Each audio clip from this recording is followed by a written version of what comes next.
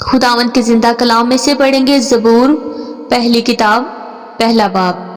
मुबारक है वो आदमी जो शरीरों की सलाह पर नहीं चलता और खताकारों की राह में खड़ा नहीं होता और ठट्ठाबाजों की मजलिस में नहीं बैठता, बल्कि खुदावंद की शरीयत में उसकी खुशनुदी है और उसी की शरीयत पर दिन रात उसका ध्यान रहता है।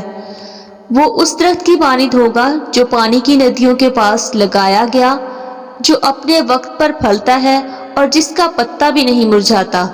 सो जो कुछ वो करे बारावर होगा।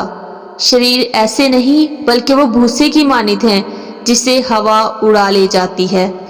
इसलिए शरीर अदालत में कायम ना रहेंगे, ना खताकार सादकों की जमात में, क्योंकि खुदावंद सादकों की राह जानता है पर शरीरों की राह नाबूद हो जाएगी। पाकलाम का पढ़ा और सुना जाना आप सबों के लिए बरकत का बाइस हो। खुदावंद आप सबको इस कलाम के वसीले से ब्लेस करे।